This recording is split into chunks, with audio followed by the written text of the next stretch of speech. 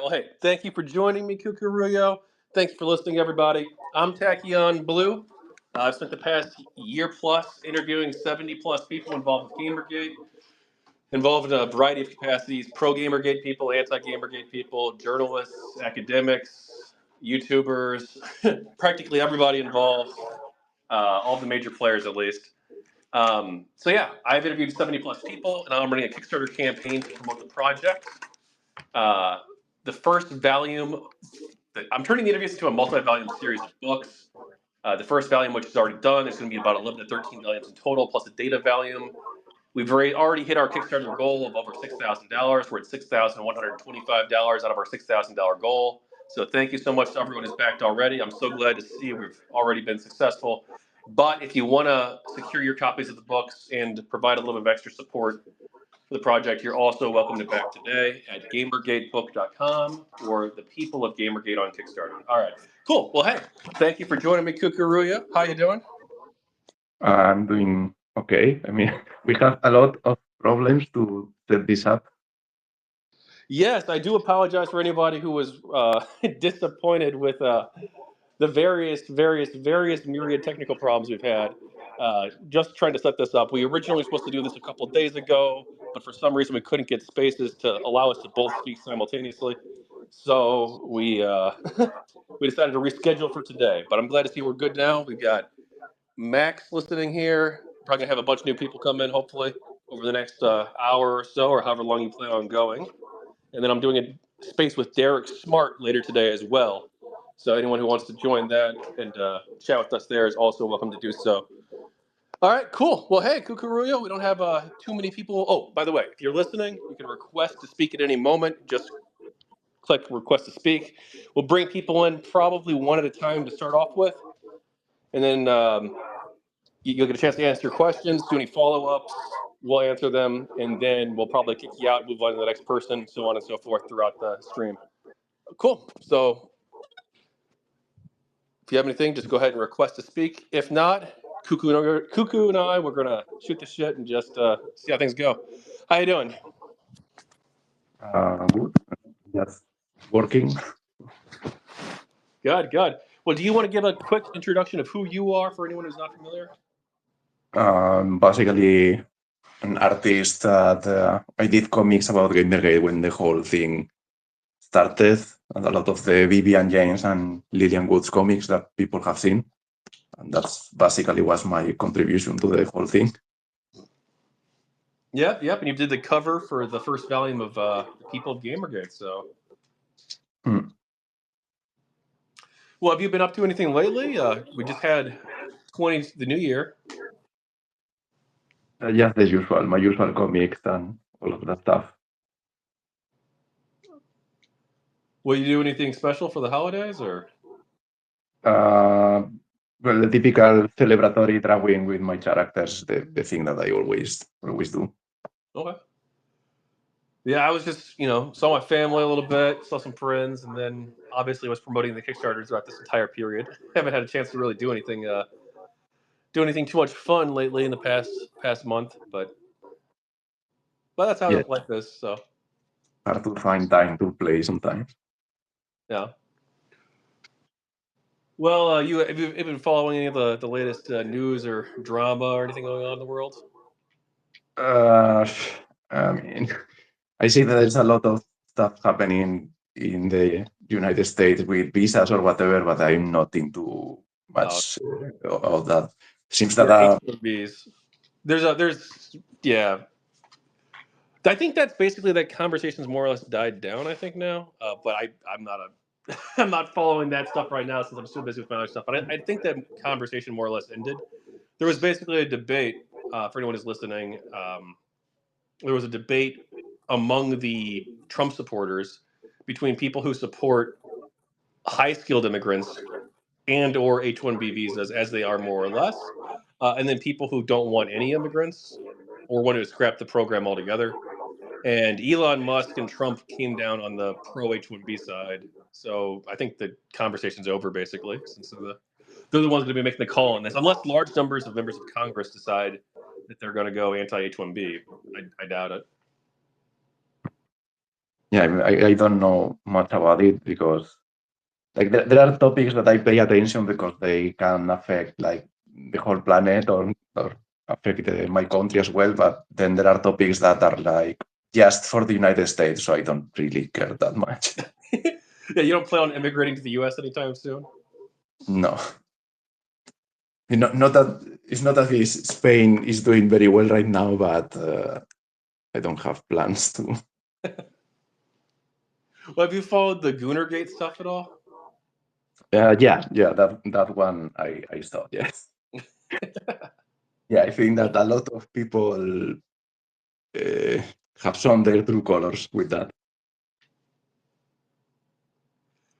Yeah, for sure. I mean, these are these are people who latched on, I guess, like the anti-woke sentiment or movement, because they have socially conservative views, and unfortunately, some of them wanted to push those views on other people and censor games just from a right-wing perspective, I guess, or a religious perspective specifically. Yeah, yeah, Um, that's basically. yeah, not good. Obviously, people shouldn't try to censor games, whether you're a crazy woke tard or a far right Nazi or a religious nut job or whatever.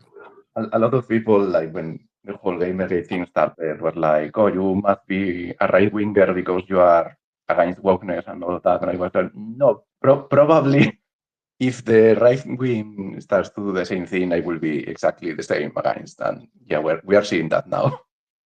Yeah, I'm definitely against it as well. Though I know a lot of people have expressed concern about like obviously I think there is a pendulum shift. I mean, we're seeing it right now, right? We are seeing these people come out as being pro censorship. Uh, like I don't know if Millie Mack specifically like protests pro censorship, but like Trent Horn, for instance, definitely is. And so like obviously they need to be criticized and opposed, but they don't really have like institutional power. I don't think so. I'm not as concerned in the moment. Yeah, I think that more is the like yeah, right now the power is still on the woke left, so it's not like as much as of a problem, but obviously we have to like pay attention to it so it doesn't go full swing. Yeah. And obviously, if you're working with, like, you shouldn't ever give people like this positions of power or authority.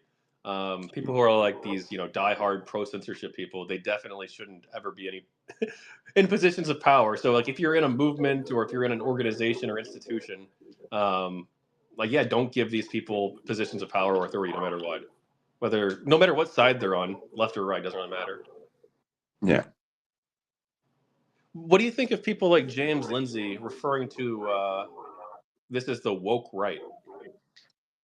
Mm, I mean, I don't disagree with the concept itself, and that is a thing that happens. I mean, I think that the original woke, so to speak, were the religious people from the 90s.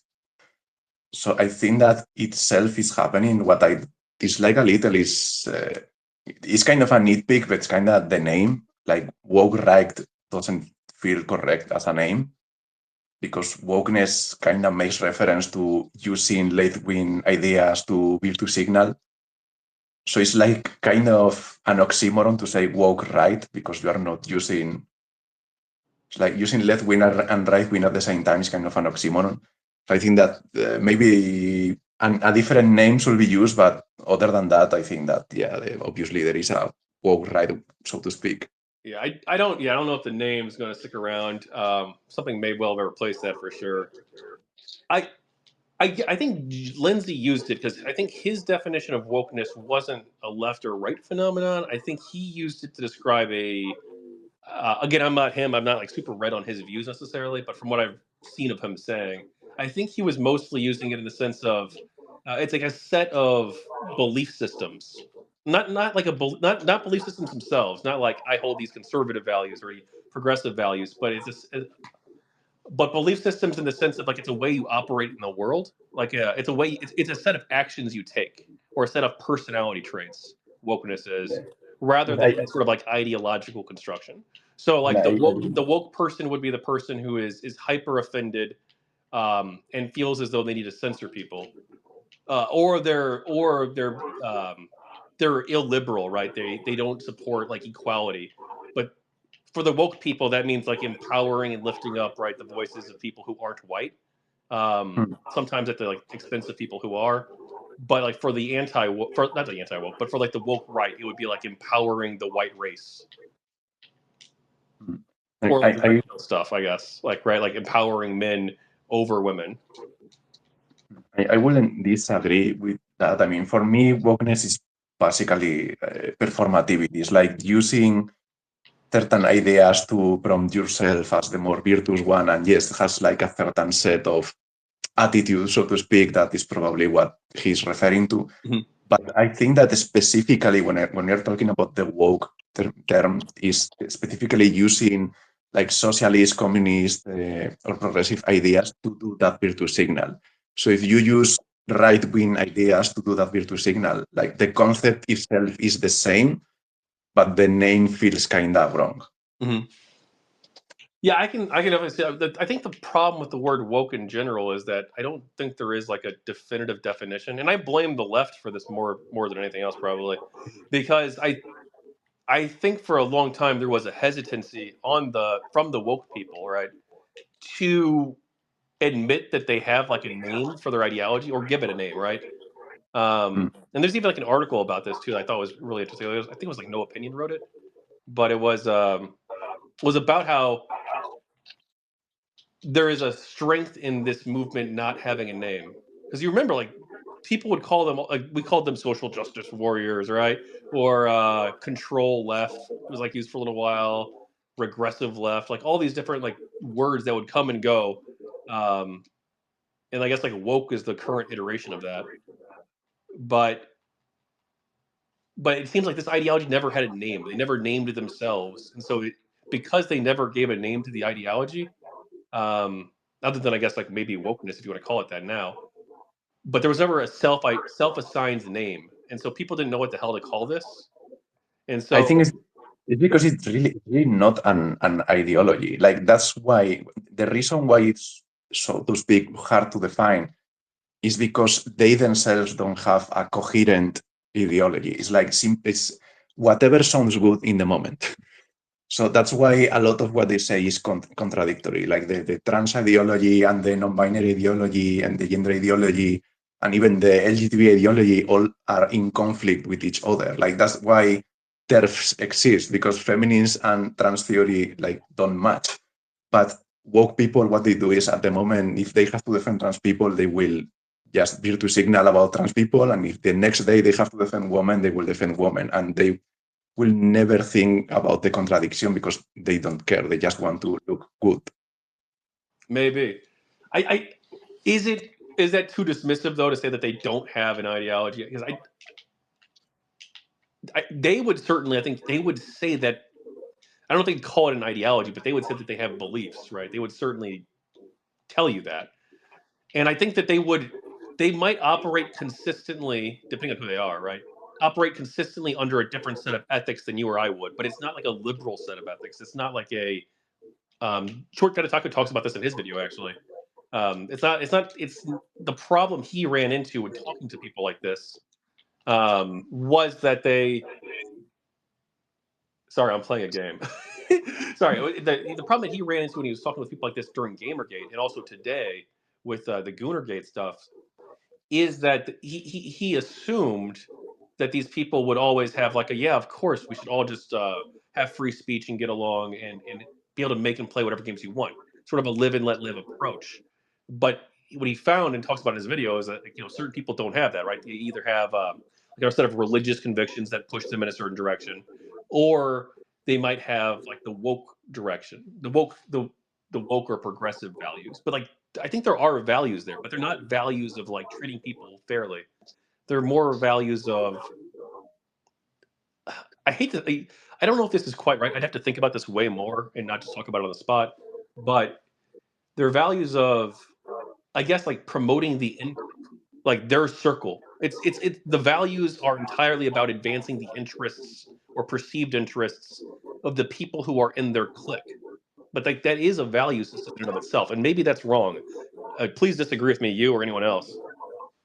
I mean, I think they do have an ideology, but like different ideologies. In fact, I mean, some of them will be communist, some of them will be progressive, and all other ideologies. So I don't. I know a lot of people when they talk about wokeness, they refer to it as like it's communism or it's socialism, and I don't see it that way. Like I think that socialists are one thing, communists are another thing, and wokeness is basically the way that you use that. Like, for example, I talk about this a lot with my friends that I don't like TERFs, but I have more respect for TERFs than I have for woke people, because TERFs are people who they have their ideology, and at some point they realized that the trendy thing was to defend trans people, and they decided to no, I'm going to be loyal to my ideas, and I'm going to go against this popular thing to defend that is trans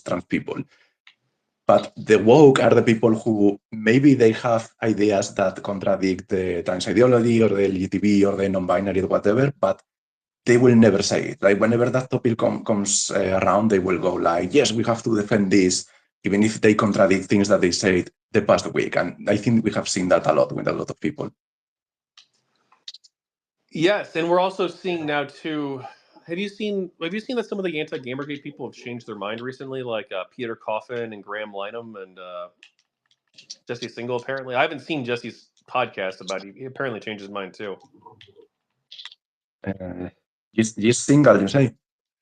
Jesse Single, Graham Lineham, and Peter Coffin all changing their mind on Gamergate this year or last year in 2024. I don't know some of the names. I think I know just single. He's the one who started to speak against the trans thing, right? Yeah, that's him. He used to be against Gamergate like 10 years ago, but apparently, people keep saying that he's either changed his mind and he's become neutral on Gamergate, or he's But moderated a lot he since. changed his mind. Like, yeah, I have seen the recent thing that he did a video or something, Mhm. but he had already changed his mind like 3 years ago. But because of the trans thing, he started to like switch around a little, and only recently he has done the video of Gamergate. But by the point I saw that video, I already have seen him like changing his mind. Ah, okay. Yeah, I still need to listen to like his reasoning why, but I'm sure it's going to be the same as all the others. That like basically he either was like duped by the ideology, he he purposely spread misinformation because he thought it was important for his social standing. Like that's what Graham Lineham said. Like, unironically, have you seen Graham Lineham's video? No, that one I haven't. Oh, I'll have to send it to you. It was like 3 weeks ago. He released a video says I was wrong about Gamergate, and he admits to basically lying about Gamergate. He's like he knew the whole time that it wasn't a harassment campaign. He just said it because his friend group told him. His friend group was all saying that, and so he went Yeah, along with they it. need to tell it. Yeah, they have to say it, because if they don't, I mean, nowadays it's a little different, but at the time, these people had so much power that you have to say that. Yeah, well, I mean, you don't have to do anything, right? You could stand up to them. Plenty of people did. Basically, all of Gamergate did, right?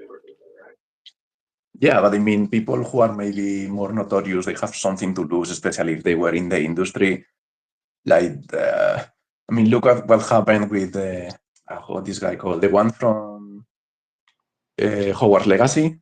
He was the director. Or No, he Levit. wasn't the He director, was right? he was he was he was forced out basically because of Brianna Wu lying about him Yeah, basically the moment and that other people people too. realized But that he was he was one of the. sympathetic with Gamergate, they wanted him out.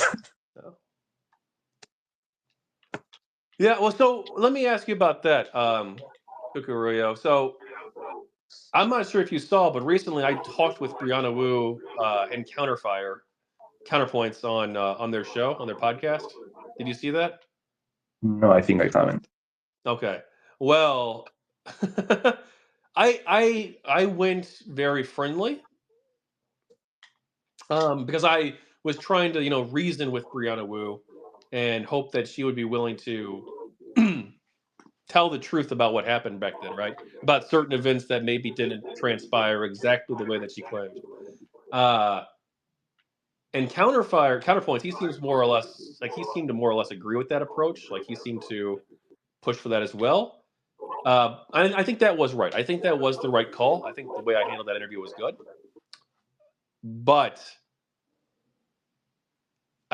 should I be more aggressive moving forward in the way I talk about this? Because the fact is, like, Brianna Wu is lying and spreading misinformation about Gamergate. She's been given the opportunity to come tell the truth about it and help fix the record on this that she helped damage. Should I be a little bit more critical in the way I talk about her and her role in the saga? Because I've been try to be very fair in how I've talked about it in the past, and obviously I'll try to be fair in the future. But um, if she's not willing to do the right thing, should people call that out? I haven't seen that interview, but I have seen others in which she has been, and I think the issue, like, she knows how to play people. I mean, it's obvious that she has been a politician, and whenever this topic comes out, what I have seen is that she tries to make people. She tries to put the focus on if the things that happen to her are true or not. And probably many of them are, like when she says that people posted photos of her house or whatever. I don't think that she did that. Probably someone did that.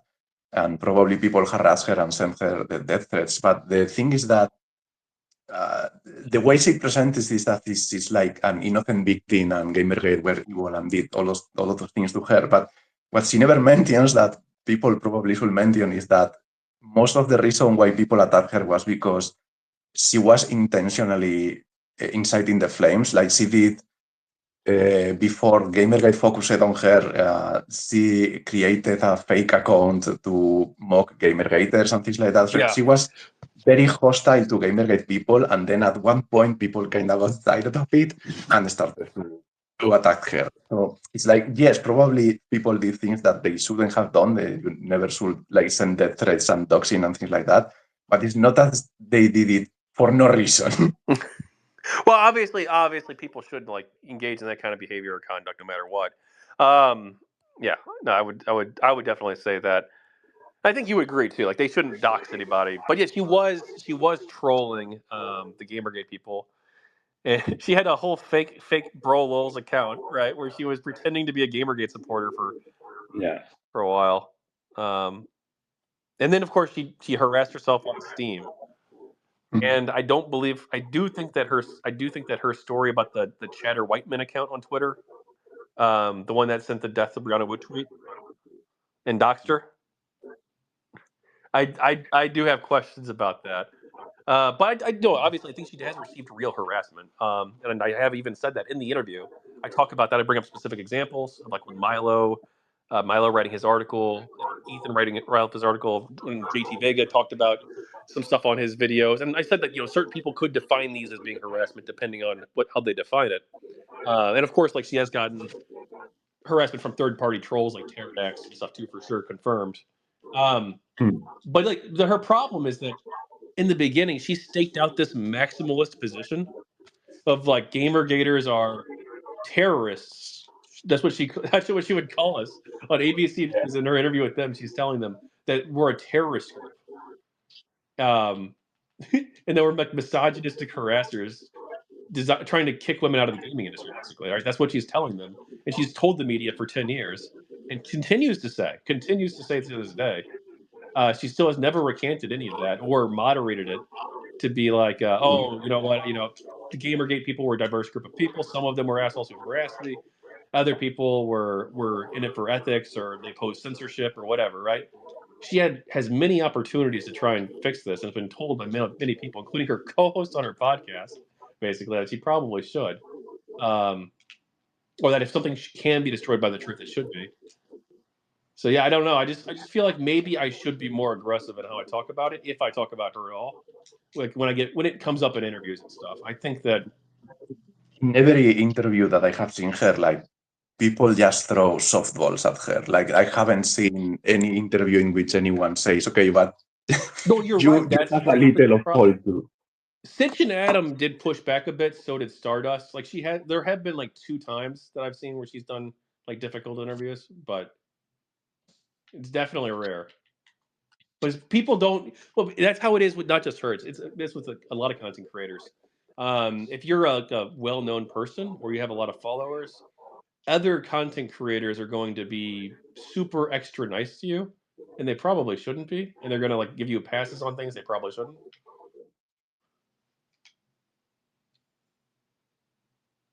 But that's unfortunate. That's just how the internet is. Yeah, I think that a lot of people who are like switching, so to speak, are only doing it because their own side. Like people are woke until something happens that makes the woke mob go after them, and then they change their mind completely. Yeah, that's definitely something I've seen too. Though I don't know how you feel about it in Spain. I don't know anything about Spain's politics really, other than Franco and the Civil War a little bit, right? But how in America there's I think a perception. I certainly hold it. I think most people do, like on the right and the left, that the woke stuff is dying out. Is that your perception in Spain as well, or no?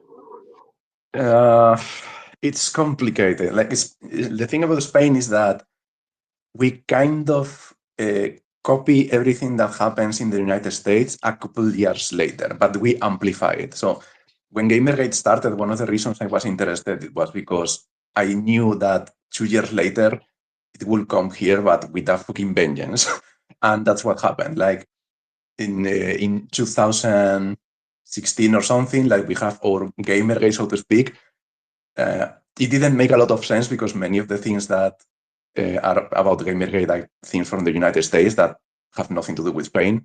So what you have in Spain is that the wokes repeat the same rhetoric that in the United States, but it doesn't make sense. Like they try to push the rhetoric about the white cops being killers, so on, so on. And it's like, okay, but in Spain, almost everyone is white. So it's like, it's not happening in Spain. So it's kind of complicated, but they repeat those things. Right now, the political it's complicated how things are right now. We don't know ourselves what's going to happen in the next years, but my guess is that if in the United States this starts to go down, a couple of years later we will start to go down. But we can't know because it depends also in what happens in our elections. Gotcha. So how how successful do you think we're going to be, or this project is going to be, or let's just say more in general? How successful do you think we're going to be at reversing the Wikipedia narrative on this? Not on Wikipedia itself, but on the sites that have like how likely are we to see like the New York Times or someone like or like a Washington Post or CNN or whatever, right? Come out and be like, oh, actually, we were wrong about GamerGate. We're revisiting the topic, you know, and we realized that there was we got a lot of the story wrong originally. What do you And think the I odds don't of that think be? that the big sites, I don't think that any of them are going to change because they all kind of have this relationship with Wikipedia that they quote each other continuously. So that's going to be forever the narrative. Maybe in gaming sites, we can see some change because gaming sites probably they see that the culture is changing. We kind of are seeing it right now with the people changing their minds about Stellar Blade in gaming reviews and things like that. So maybe if they see that, with Donald Trump winning and the gaming culture is a lot against wokeness, maybe gaming magazines, you start to see GamerGate maybe was right about something. Yeah, I would be way more optimistic. I'd say that I think we're guaranteed to win, basically. Especially with like this project and but other stuff too. But I think we're guaranteed to see the narrative on this reverse. It won't happen right away necessarily, but definitely I think at least whatever happens like 200 or 100 years from now, if people know about Gamergate at all, it's not going to be this weird they're misogynistic far right Nazis narrative. It's going to be something way more nuanced than that, or way more simplified than that. But it's definitely not going to be that because But I, the evidence was never there for it. So I think the historical record, I think, especially with people like me doing work on this, is gonna shift, or it's gonna develop, but it's not going to be what the Wikipedia what Ryu Long thinks it is, right? That's my guess. I think that the narratives are changing, but I think that GamerGate is a thing that happened so long ago that probably people doesn't care too much about it anymore. Like even if right now everyone is like, okay, wokeness is over, we're tired of it. I don't think that many people are going to go back and say, okay, we're going to change all of the articles or things that we have said about GamerGate because it's like something that happened in 2014 and people have forgotten about it. No, but that people narratives aren't shaped though. Like historical narratives aren't shaped based on like articles. I mean, to some extent they are, right? But where the GamerGate, we say it was recent. It was 10 years ago, but 10 years ago is extraordinarily recent. Or it was a long time ago. 10 years ago isn't that long ago. That's not considered history yet.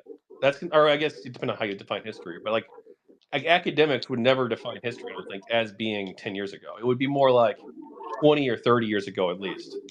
So yeah, but what I mean is that it's kind of like in the whole cultural war, so to speak, is like a small detail. It's like, for example, if we're talking about World War One, like the World War One started in like the thing that started moving World War One was the murder of the Duke of Austria, I think it was.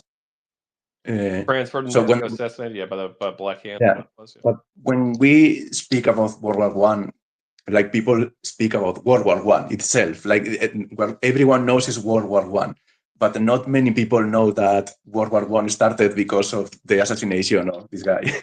I don't know if not many people know that though. I think a lot of people do, or at least in the U.S. It's like I learned it in the U.S. at least.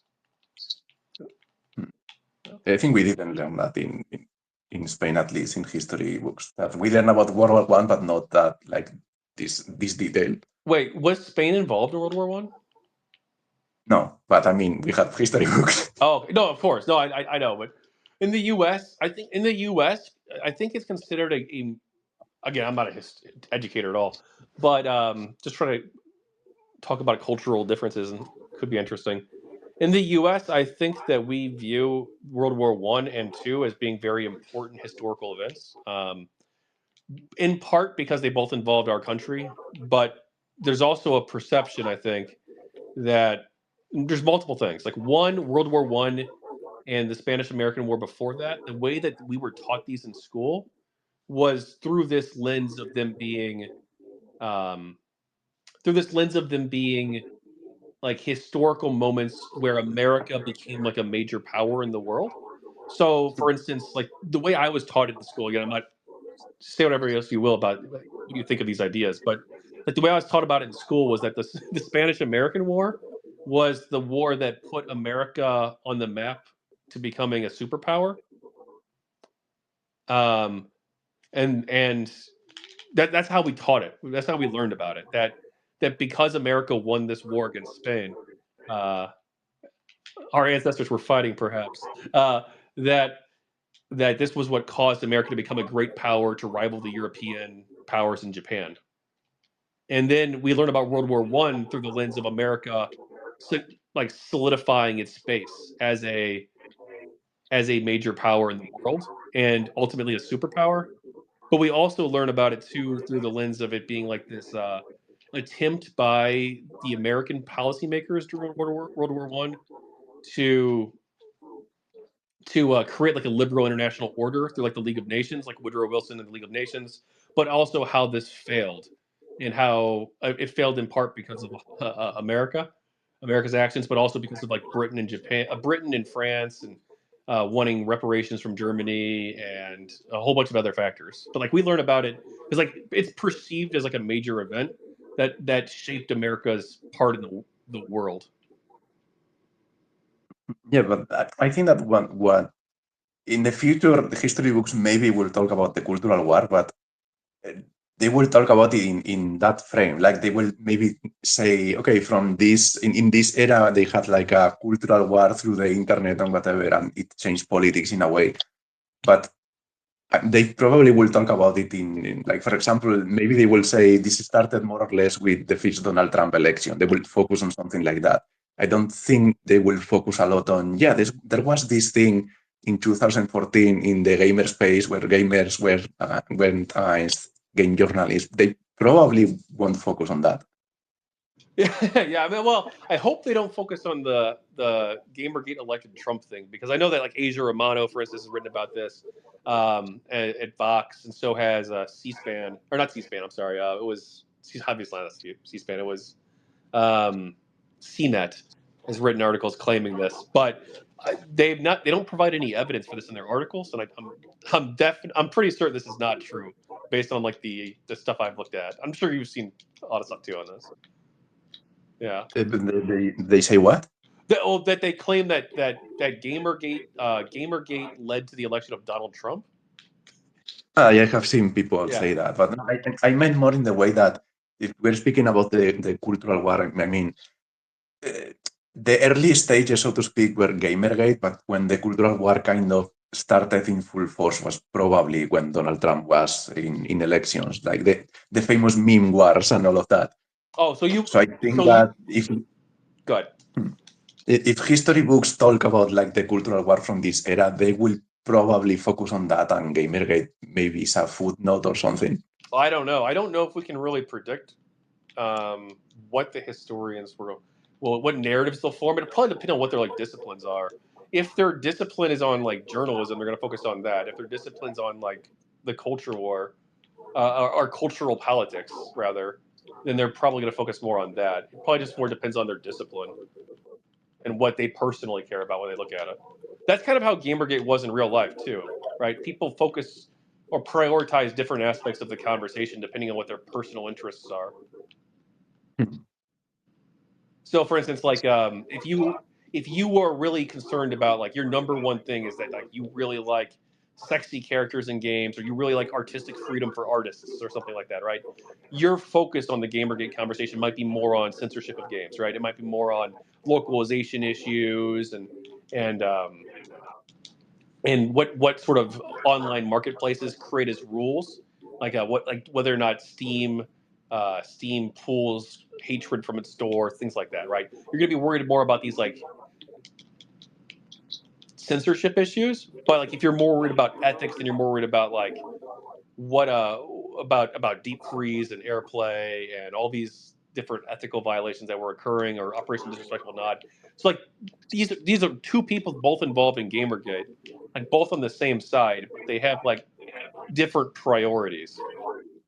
I guess maybe. Yeah, so that's kind of what I say, that if someone is going to change the tune about Gamergate, is probably future game journalism, so to speak. Like in game magazines, we maybe see people change their minds, but I don't see like the New York Times suddenly releasing an article saying Gamergate was right this whole time. Hey, you know what? If we see this, we got to make a bet on this about what happens 10 years from now. Has the article come out? Gamergate was right all along. New York Times. No, probably not. This is a bet that you would probably win. Almost certainly. Or Yeah, maybe not. Maybe not. Anyway, what do you want to talk about, Kukuruyo? I didn't have anything planned, honestly. Me either. I thought we'd have more people asking questions. By the way, we have a lot of people listening now. We got some people listening now. So yeah, if you have any questions for us, want to talk about Gamergate, you got two people here who are both involved heavily. One person interviewed 70+ people involved on both sides for a series of books. The other person ran Gamergate Life, the comic series, and has done the cover and a lot of other stuff involved with Gamergate. They're both heavily active. So yeah, if you got any questions for us, like you do right now, Blazing Joe, what do you got?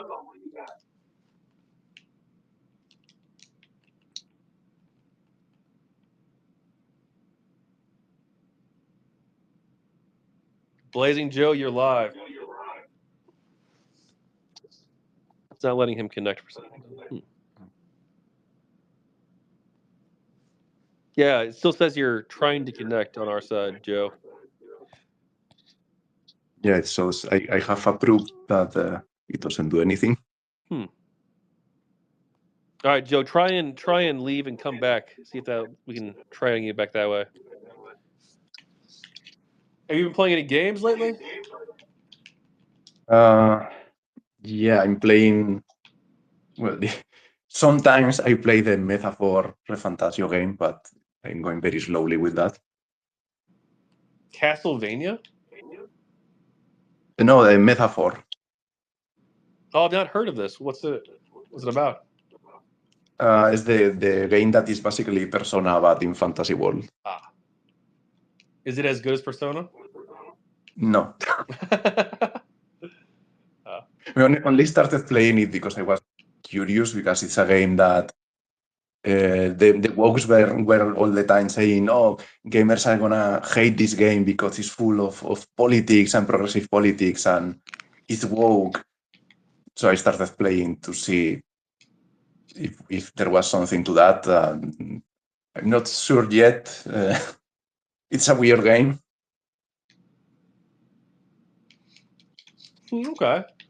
Yeah, I'm actually probably going to be playing some of these culture war games too. Like, well, I haven't really decided just yet, but I'm going to be writing about one of the topics I'm writing about for the Tachyon's takes is going to be cultural conversations. The way we talk about cultural, socio-cultural and political conversations in the gaming world.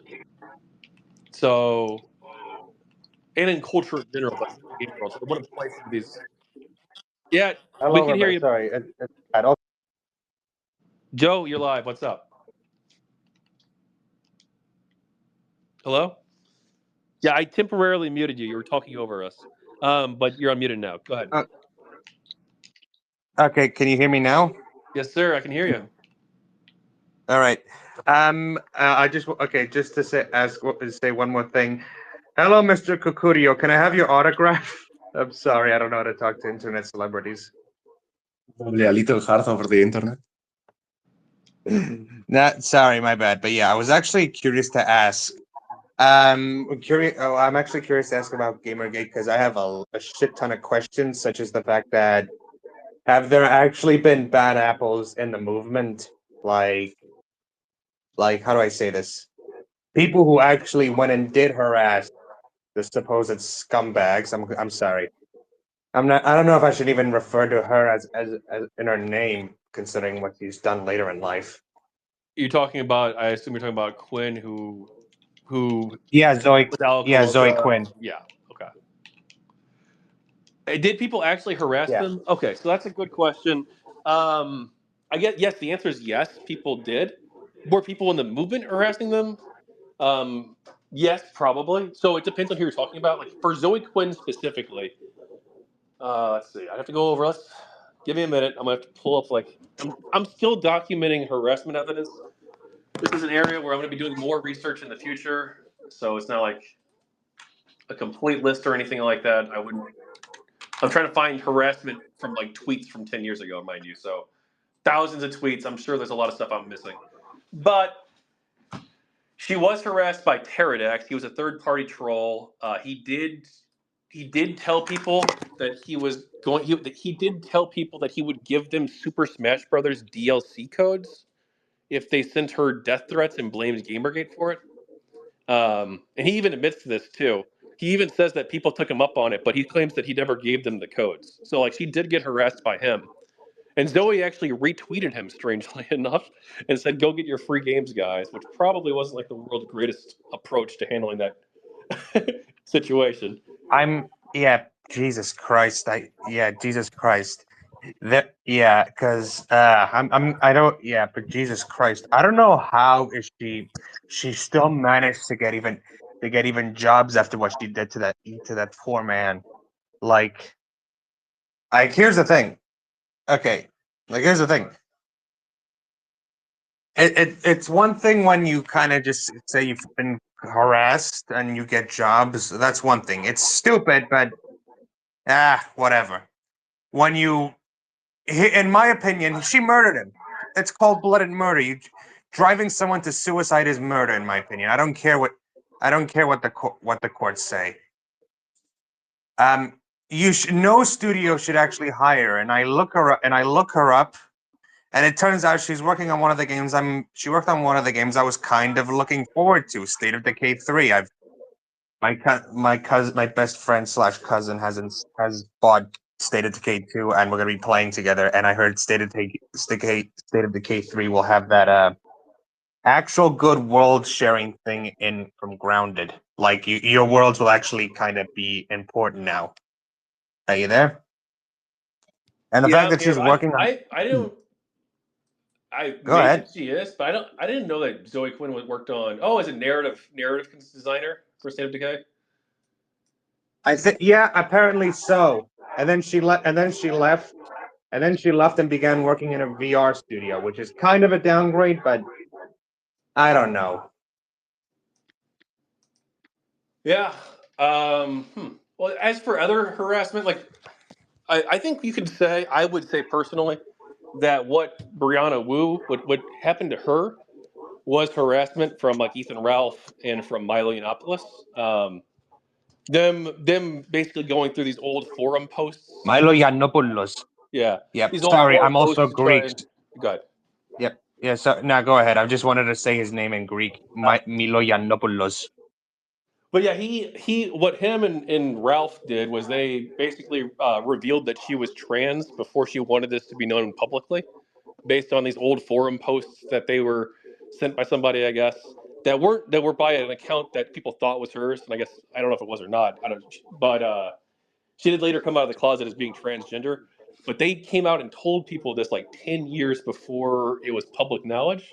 I don't think they probably should have done that. I think that probably is crossing into like I don't know if you Yeah. call it harassment, Yeah. but it's It's weird dickish. because I remember watching the GamerGate thing from Actman's video. Yeah, the guy has been in like done some really stupid and shitty things, but his old videos still make me happy. In fact, some of his new videos are still kind of fun. He actually did report that he actually did put in his video that Brianna Wu, the whole twist that Brianna Wu was harassed by himself, or well, by himself, I mean her past identity, and it's just like, how has anybody not made a movie about this? It could have been so much funny. Well, I don't think I would call it funny. Like, why would you call it funny?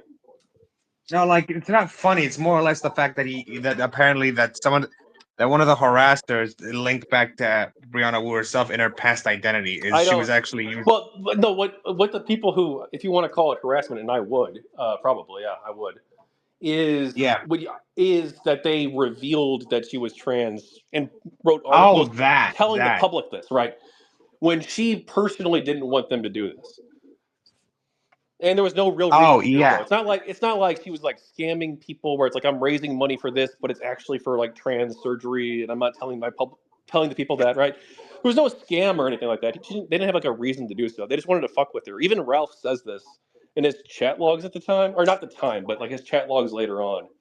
He says that Yeah. basically he wanted to fuck with her and just make her life kind of shitty. Yeah. I'm. Yeah. Okay. My bad. It's Agman actually just says that one of the accounts that allegedly harassed her was kind of herself. Like Yeah, she was that did using her happen, but old. that was a separate incident. Yeah, that happened on. Oh, that. Oh, Yeah. okay. That's where I'm like, I'd actually make a movie out of comedy, like using yourself to harass to get attention. That would actually be a kind of a funny comedy movie. Oh yeah, sure. I mean, that actually could. I mean, yeah, that could be an interesting concept. Though, I think you'd have to be. I think it'd be an awfully controversial film. I think people would. It depends on how you did it, I guess, right? But like, people might be like, "Oh, Yeah. wow, you're downplaying like the Yeah. actual events that do occur sometimes." I'm now. Yeah. Jesus Christ. That being said, Ethan Ralph is a character that I kind of mildly just didn't care for. Same with Grums and all these new GamerGate people, and then I find out over the years that Ethan Ralph is a sex offender, though not in the Chris Hansen sense. The fact I think what was he what was he a sex offender again for? What did he do? I don't know that enough about like Ralph's personal life after GG, so I have no idea. I know he's gotten involved in a lot of dramas. I found out that she had a apparently the sex offender registry is actually just he may have had revenge porn. That's where I actually looked up is that he may have actually used revenge porn and he fled to Mexico. What is it with all these sex offenders and moving to Mexico? That proves you're guilty. Well, you got anything else for us, Joe? Any other questions or anything you want to talk about real quick? Oh yeah, other questions. Hold on. Hold on. Let me think. Aside from we do know that both Brianna, we both know the three Brianna Woon, the whole thing, the three where they are now. Like Zoe Quinn right now is in that VR studio that just released that Alien game. Anita Sarkeesian is lonely as she should be. So Well, sorry. I'm not. To be clear, like I'm not endorsing you saying that. I'm not. I don't want to. Yeah. To be fair, it's wrong of me saying that, but still, they still ruined my hobbies for a grift. And Brianna Wu is still online. But were there other Were there other parties involved, like other well-known figures who went with that, who kind of spread that gamers are sexist and whatnot? I mean, gamers are sexist. Like, there were the gamers are dead articles. You had like Devin Wilson at Gama Sutra and Leigh Alexander at Gama Sutra, like promoting like similar ideas. As part of the gamers are dead articles that came out, these articles that came out on August 28th, 2014. As for like people specifically like promoting like the idea that video games are promoting like sexist attitudes or that we need to be like really careful about representation because it could have real world negative impacts. Like there were other people making that view. Like I don't have like a list of them, but it was like a fairly I don't know if I'd say like fairly common, but like it was like no, it's probably Yeah, like a I fairly common. remember articles. I remember said articles, but I don't remember specific people that continue to push this garbage. I remember articles such as saying The Witcher is sexist because and racist because there is no black people in a fucking Polish setting. Oh, Ah, oh, that that was that Witcher or Kingdom Come? Witcher, Okay. Kingdom Come. Witcher Kingdom Come. I actually learned that years ago, and I actually recommend watching a funny video back when it was reacting the whole thing. And they said that if aliens came to us when they saw these articles, they would fuck right off. They would fuck right off and never come back to this planet. I'm sorry, like I'm just like I'm trying to be. I also want to be positive and ask: are there any other positive gaming journals out there? I know Sophia Norwich. She's been like the best gaming journal out there in my eyes. What makes her so good? She investigated the whole E3 situation, the ESA leak. I don't fully know what it is, but essentially she covered it respectfully and tact and shit and what's the word, tactfully. I think they try to, and which I think she may or may not have led to the her covering of it, and may or may not have actually led to E3's downfall. And I think people have actually tried to ruin her life because of it because she did it too good. Oh, fuck off! Also, I'm playing Killing Floor or 2. Well, Killing Floor is I a know good that. game. As for game, oh shoot, as for games journalists, I'd recommend. Shoot, so that you can answer this a couple different ways. Like if it's like games journalists who I like and whose like opinions, like if they review a game, I'm gonna be like, you know what? I agree with their review 100%. I think that's fantastic. I think that their tastes and my tastes align really well. Like that's one way to evaluate it. I couldn't give you any recommendations from that criteria. I don't read enough All game right. journalism. But if you Yeah. mean like people who do like a good job in terms of investigating things, or in terms of like revealing stories that might be in the public interest, um, Brad Glasgow, I guess, is a pretty good journalist, games journalist. Eric Kane, I don't know a lot about his work. I've seen some of his. He has some weird tastes in media, but he's actually very respectful to people who disagree with him. Yeah, he Like is. unlike his co-worker Paul Tassi. Fuck that guy. I don't know enough about him, but yeah, Eric He seems like a solid guy. He seems like he actually tries to get the story straight and tries to be factually accurate, from what I've seen.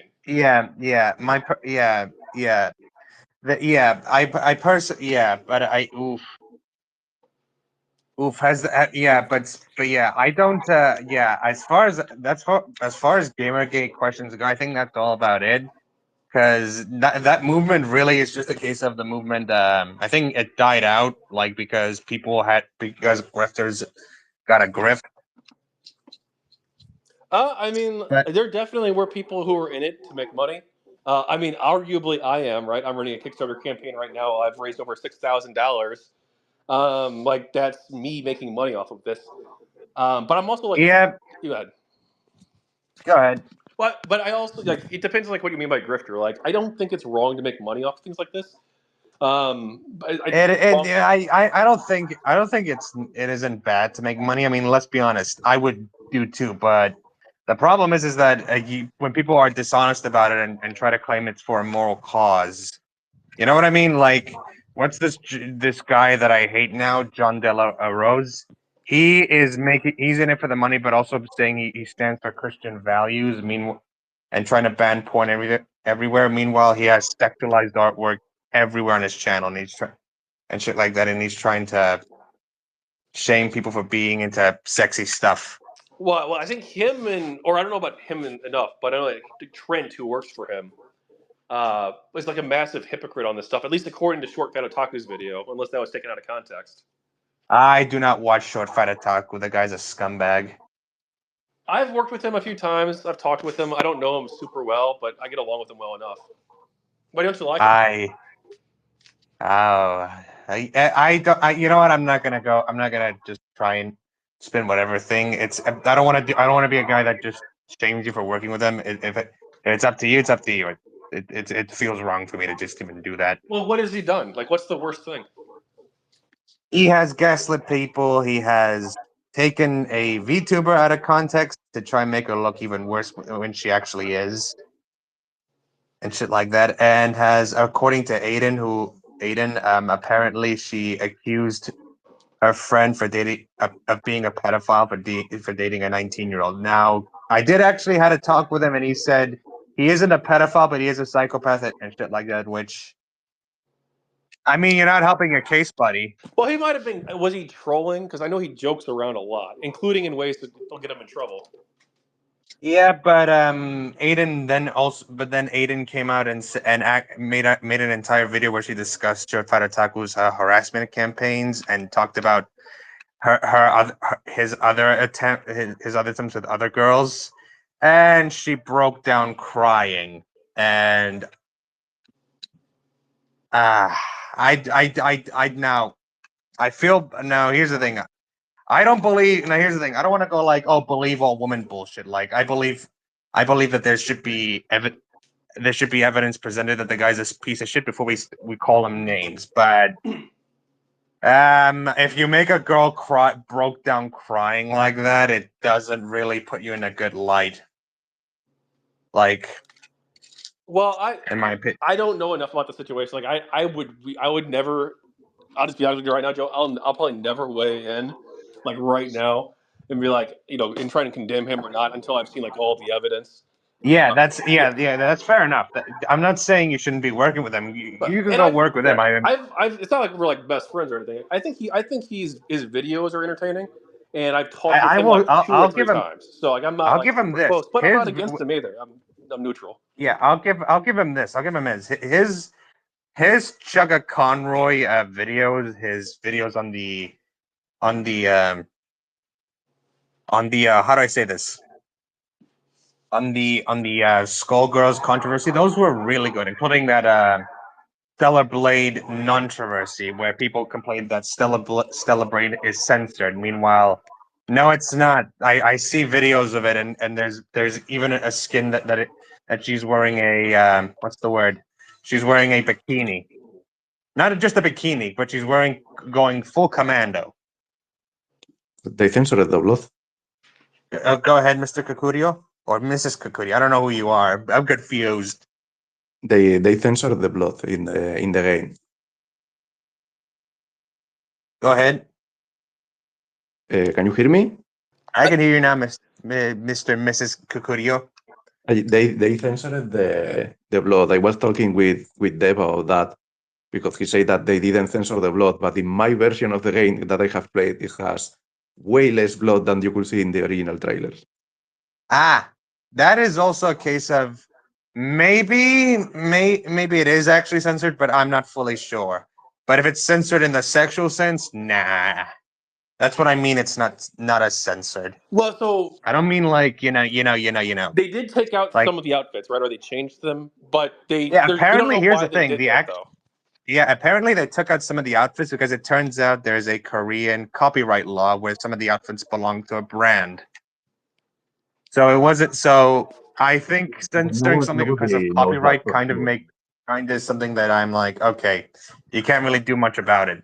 So I saw Dev's video on that. I find it convincing. I think his explanation is the most likely about the Korean brand and their copyright, but I don't know for sure. Like, has the company come out and confirmed that? Because I thought they never really said anything about why. Yeah, nothing. Yeah, they haven't. They actually haven't even confirmed that. No, but it's something like I kind of believe. Yeah, that could be a thing. Yeah, I do too. Eesh. It Yeah, it's could be a just thing, but there is no confirmation of anything one way or the other. And I can also believe that Sony told them to censor because they do that all the time. yeah. I don't think. Yeah, I think. Yeah, I don't think Sony would do that. Actually, like Sony's okay with blood and not okay with sex, but this time they seem to be just fine with having their cake and eat it too. All right, well, Joe, we also have Kukuruyo in here was involved with a little bit with the sad puppies, and I Sad. am thinking about covering that in the future. So What is the sad puppies? okay, never mind. I thought you might have any questions relating to that. But do you want to give the answer, Kukuruyo? You probably know more about it than I do. But the answer to what? About the sad puppies, about what they were. If I remember correctly, I wasn't that much involved as well, but they were a group that in the Hugo Awards, where they thought, and it seems that it was that way, that a lot of the awards were given because of DEI, not because of quality. And they made like, I'm not sure exactly how the whole thing about the Hugos work, but apparently you do like a list of proposals of possible candidates, and they get votes about it, and the one that wins gets officially in the list for the final vote or something like that. And they presented a list, they made a campaign to vote for it, and then they got several people in it that weren't like the DEI candidates. And I got in as a candidate for what category it was? Sorry, Jesus Christ. But all I heard was DEI and candidates. What was the other parts that you said they were voted in? Like for what reason? Because the thing is that they noticed that the candidates that the Hugo Awards always vote and win are basically the DEI candidates. Like instead of giving the award to the best person, they give it to a black woman just because it's a black woman. That is the stupidest thing I've ever heard. No offense, Kukuruyo. Your country is doomed. Hugo Awards are not an Spanish award. Well, it's a big No offense. Worldcon is supposed to be worldwide. They actually do it in different countries, so it's not a Spanish thing. Yeah, Jesus Christ. Yeah. Yeah. Speaking of DEI, there's actually a topic that I wanted to discuss, though, specifically about DEI, and I noted, and it's something I noticed in a trend of video game companies doing now that might get them to not really depend on DEI or the ESG scores anymore. I don't know a lot about the DEI stuff in the industry. It's not been a primary focus. I know that people have been talking about it more recently. The whole. Just let's just say them relying being forced by fucking by diversity hires to make their games politically correct to suit their needs, and I'm having a conspiracy theory that the video game companies. I'll give examples such as Remedy Entertainment right now. Remember when they Alan Woke 2 flopped?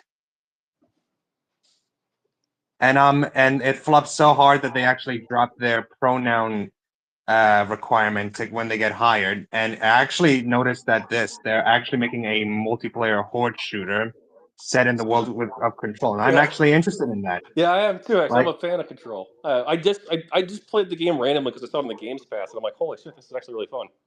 Game Pass is like the best deal in gaming. Holy shit! It's not just that. It's also other companies as well. Have you heard of the best one of the best games ever made, Sifu? No, what game is it?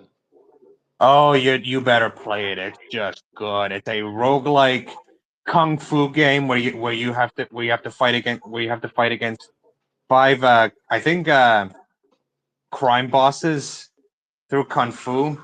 But every time you die, you actually age and you get stronger, but at the same time your health becomes less and less.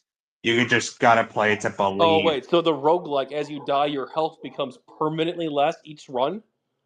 Yeah, but you also become more stronger. Huh. That actually does sound pretty You got- interesting. Yeah, you'll see when you believe, and you'll believe. That's how I praise the game. However, their next game is just weird. They've decided to make their next game a football game, and by football I mean the European kind, not your stupid, weird, ruggy bucket. What the hell is that supposed to do? I don't get you, Americans. But that being said, they're moving on to making a game where I think six. How many Kukuruyo are you? How much do you know about football? Because while my country is like it's the dominant sport in my country, I don't fully know that much. How many players are in like a team? In soccer, Yeah, in soccer, 11. 11. Where 11 players have to fight have to like play just normal football. That's it. Like pretty much just Rocket League, but you're just humans. That's how it plays. And I'm like, this looks lame, but if it keeps them off from using DI hires and telling them what they can and can't do, I'm like more for this. There's Like, already a game that did that last year, I think. It was Arena Strikers or something like that. I Yeah. think it died very quickly. Arena Strike, yeah. It's not just them. It's another example that doesn't seem to have anything to do with DI is FromSoft. They're moving their next game. Well, the next Elden Ring game is actually just a multiplayer game where you and three players have to be heading towards in like an extraction battle royale kind of thing. Well, not battle royale. You're just three players fighting against bosses all across Elden Ring, Dark Souls, and Bloodborne. And at the same time, how do I say this? And at the same time, fighting bosses while the map shrinks. That's what I mean. It's a bit battle royale. And I'm like, if this makes them more money that they'd never even rely on fucking being bought up by Sony, I think that's like, why should I complain? Like, I also do want more multiplayer games just as much as I want more single player games. And that's all I have to add. All right. Well, hey, thank you for coming on, Blazing Joe. If anyone else has any, I'll leave you guys to have your fun. See you guys later. Yep. See you later. Thanks for coming on. If you want to back the project, it's GamerGateBook.com. And if we have any other callers, by all means, request to speak. Kukuruyo, I know that you said it's pretty late where you're at in your time zone. I don't know how late you wanted to go, other than not past about 45 minutes from now. What time were you thinking? Do you want to do another 30 minutes, another 15, or wrap it up, or what? Yeah, I mean, I can be until with what hour is it there? It's 7:20 here. Yeah, 45 minutes more or so. Oh, sounds good. So, let's see. What do we got going on in the world? Did you see that the Tesla truck, the guy, I believe it's explosives now, I believe it's confirmed in fireworks, and blew up in front of the Trump Hotel? Yes. Yeah. Any thoughts?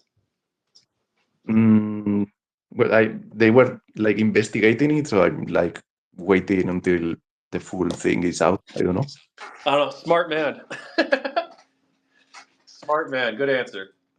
All right. So what else we got going on in the world? Let's see. We've got. Well, you probably don't care about U.S. stuff as much. U.S. So let's see. I mean, I don't care if it's something that obviously only affects like the US. Yeah. Like I don't care about the elections in Texas or something. Yeah, let's talk about that. Now, let's see. How do you feel about the European Union? In which way? Well, do you think it's good for Spain, good for Europe, or I don't know. I mean, I haven't paid much attention to the complex economical process. I listen to some economists in Spain. Some say it's good, some say it's bad, and I'm not really that much knowledgeable in economy to know. Gotcha. I'm more of a free trade person. I don't know about every aspect of the European Union. Insofar as it encourages trade and cooperation, I think that's good. Now there are like a lot of other aspects to it though, and I would need to do like a lot more research before forming a view. Well, the one thing that I like is that they have stopped several times the socialist government from basically becoming a dictatorship. Oh, which country? In Spain, like the socialist government has tried several times to take control of social media, take control of the television and things like that. And the European Union has said, nope, Franco is dead, so stop that. Huh, that seems to be quite a good thing in my view. Though so they've been successful in preventing democratic backsliding in Spain, in your view? Yes, I think that there are several times in which if there weren't because of the EU, we will be with a lot of censorship and much more authoritarian. Okay. Do you think that how effective has the EU been at trying to stop democratic backsliding in say Poland or Hungary, well, Hungary especially, right? And I don't really know about that. Okay, no, that's fair. That's fair. Is there somebody you think I should have interviewed for the project, but I didn't? What? Sorry? Is there someone you think I should have interviewed for the books, but I didn't interview? I don't remember right now exactly what we talk about, so I'm not really sure. No, that's totally cool. There probably were some stories that I didn't tell about shit that happens in Spain about GamerGate and so, but I don't know which ones would be. No, that's totally fair. Let's see. Have you followed the situation in South Korea at all, with the president declaring martial law and being impeached and arrested potentially now? Yeah, I saw that happened like a couple months ago, right? What was it, a couple months ago or was it December? I think it was just December. Wait, I think we have solicitations to speak. Oh, we do indeed. We've got two here. Do we approve both or one? Or You can do it either way. I told people one at a time at the start, but we can do both if you want. Sir Mentalman or Mental Jen, you are live. Damien, you're up next. Okay, or you're both live now. Okay. I clicked the two, but you can mute if No, you that's want. fine. That's fine. All right, what do you guys got for us? One at a time, please. Can you hear me? We got Yes. you, Mental Jen. What's up? All right. Well, I guess there's one. I guess it's not. I guess it's not entirely related to what was recently said, but it's more along the lines of one question I have in regards to the entertainment industry as a whole. It's I I often see a lot of these cases where it's like they're constantly making failures that cost them millions upon billions. And there's always this hope that they'll eventually suffer the consequences of their stupid actions and either have to rein in all their loose cannons or possibly even go out of business. But it always seems like they're just printing blood money left, right, and center, and keeping themselves afloat. So I was wanting to hear someone else's perspective and opinion on that whole situation. Yeah. Do you On, want to take this one first, on- Kukuruyo? you mean on them making movies even if they lose money? Movies, video games, TV shows, just the whole entertainment industry, just the entertainment as a whole, just flop after flop, costing them a bunch, and then just like you'd think that would be you would think that'd be the straw that breaks the camel's back, but somehow they still keep afloat. Well, the big shots with the money probably think they have been told that is the way to get the money, and they probably have no idea, so they just throw money to that. There is one thing, I don't know if it works this way in the United States, but in Spain, my career, I studied in university arts, and I specialize in media. And we studied a lot of how it works, like doing movies in Spain and so. And one thing that happens is that in Spain it's actually better if you lose money making a movie than if you win money, because they have kind of how do I explain it? I don't know if to say like a mafia, but the way it works is that it's kind of complex, but basically is if you release a movie and the movie makes you can ask for a where's this word? Wait a second, I have to look for this word in English.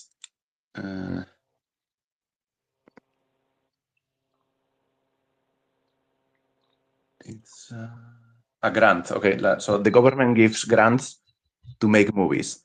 But the thing is that if you don't make X amount of money back, you get to keep the entire grant and you don't have to give back anything, and that's all yours. So I think that a lot of directors do is they do movies in the way that they want, like politically, ideologically, on any way, and then they purposely release it in places that they know they are not gonna make money. And because they don't make that amount of money, they basically keep the entire grant and they basically win more money doing whatever the fuck they want. And I don't know if there is something like that in the United States that maybe they can do movies and even if they lose money, they don't care. Yeah. So they deliberately make crap, sabotage it, and then basically just get a free prize.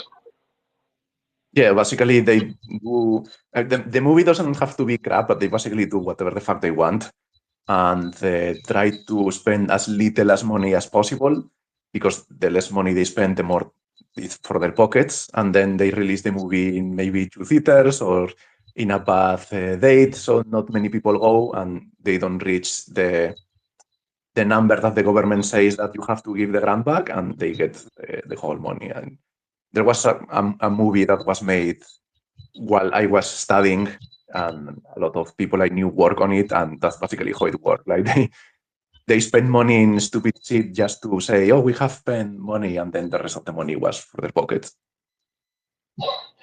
I don't know. I don't know if they do that here in the States, but given what you just described, it seriously wouldn't surprise me if they did, because people do anything for a free buck.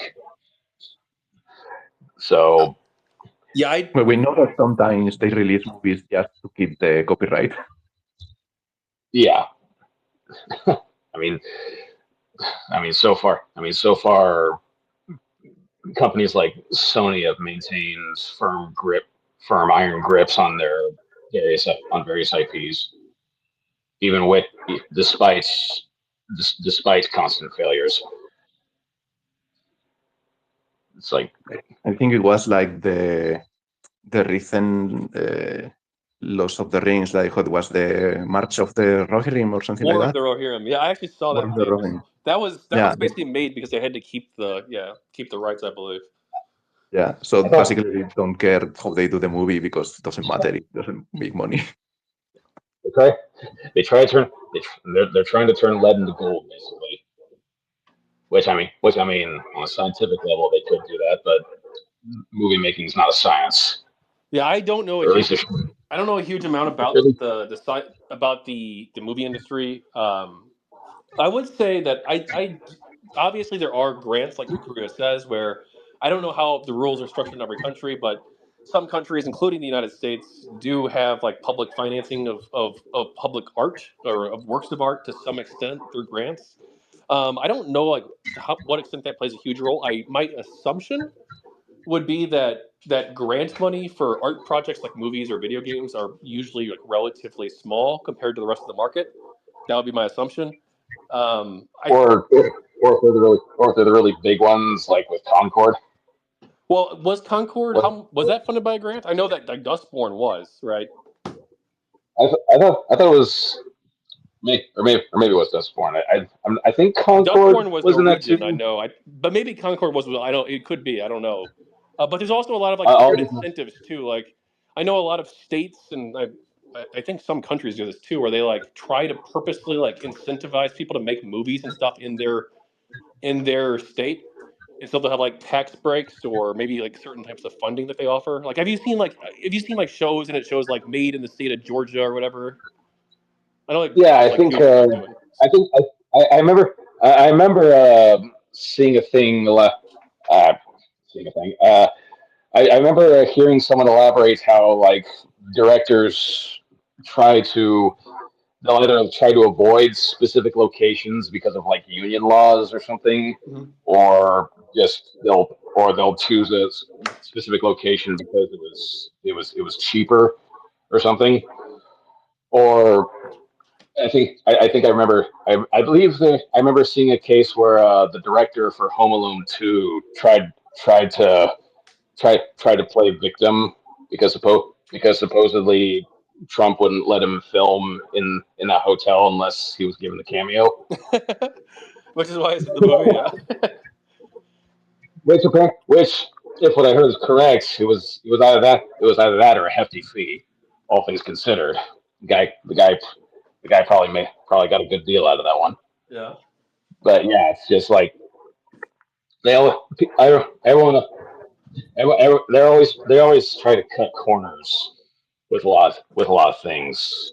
So it's like it's why a lot of movies and games and whatnot just they just it's garbage. It's all just run of the mill copy paste garbage. Same new packaging, same product. Well, I think there's a lot of indie games like AA like games being made now that are available that aren't AAA though. There's a lot of games out there. Probably more games being made this year or last year rather Yeah, than any other year in human yeah, right or in history so far of the industry. yeah. Yeah, the indie stuff is always for the most part, not all the time, but for the most part, relatively untouched. One of my friends has been pestering me to take a look to try out Factorio one of these days. Mm-hmm. Oh, you know what? You should Which do it. In fact, if you you can play Factorio with one of the people I've interviewed for this project. Actually, they're playing it with backers. I just lowered the prices last night. $5 to get in for most of the games. A couple of the games are still at the normal price, but yeah, you can play with. I think Bash Fluff is the one doing it. If you know him, he was involved with GamerGate, and then he switched sides and became anti-GamerGate. well tempting. First I got to find myself a working computer because my other one killed itself. Ah. I'm surprised it didn't explode. But I still believe in capitalism. I think that if you make these bad products, I think eventually, or if you're making them bad for like ideological reasons, or any reason really, I think that eventually the industry will self-correct. Maybe Yeah, that's wrong, it's but like that would be my assumption. They have to realize well, that there is no money in there. Like I think there has been a time in which they were convinced that the money was in making woke movies, and now they're probably realizing that it's not. yeah, like you can only rely on loan sharks and investors for so long before they start demanding the blood money back. It's like that one. It's like that one thing I saw. People don't hate capitalism. They hate bureaucracy. They're just too stupid to tell the difference. Now, do you think that? But yeah, Well, so one thing that could change the way that like the games industry works, and probably already has, is microtransactions. Like, I don't know to what extent like whales might be able to keep like quote unquote bad games afloat. Even though because they're willing to spend hundreds or thousands of dollars on perhaps even like a monthly or yearly basis to try and support the product. I don't know to what I extent mean, that can affect the industry, but go ahead. I mean, I think that's one of the reasons why I'm pretty sure that's one of the main reasons why gotchas are becoming more and more popular these days. Nah, people don't care. Some people don't care that they got to shell out an untold sum of money. They just want pretty girls to look at. And hey, if that's their deal, more power to them. I'm not one to dictate what people can and can't do. But I I don't know. Things microtransactions have always kind of been that 50-50 whenever that's brought up. Because on one hand, interesting stuff. On the other hand, nobody likes sleazy, quick buck makers. So I've interviewed Alexander Macros, the founder of The Escapist, Archon, and he actually thinks microtransactions are, or at least can be, good. He thinks that it's going to allow people to create more niche games that would not be able to sell otherwise, and then because they have this loyal fan base of a smaller number of people that would normally be needed to make it a financially viable product, but this smaller fan base is so dedicated that they're able to fund the game and support the continued development of it when these games would not otherwise be made. That's sort of his argument. Well, I mean, well, it's a good one as long as the as long as they don't stab the players in the back for whatever reason. It's a good if it's a good deal if it's a good deal it's a good deal. No sense looking a gift horse in the mouth unless it bites you. But yeah, Yeah. Well, Damien, you joined as well. Do you got anything you want to bring up real quick? We got about 24 minutes before the call ends. Just a heads up.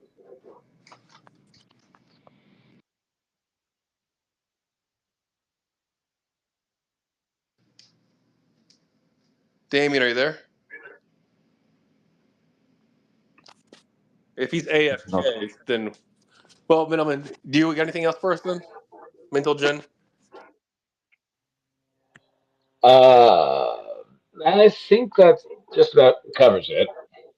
I've had plenty of I've had plenty of conversations regarding these things with my friends before, so it was nice to hear from maybe not total strangers, but strangers nonetheless. So thanks for that. Yeah, absolutely. Thanks for calling in. And if you want to back the project, we've already hit our goal, but of course, you're more than welcome to back and support it still if you'd like at GamerGateBook.com if you're interested. I'll consider it. All right. Well, thanks for calling in.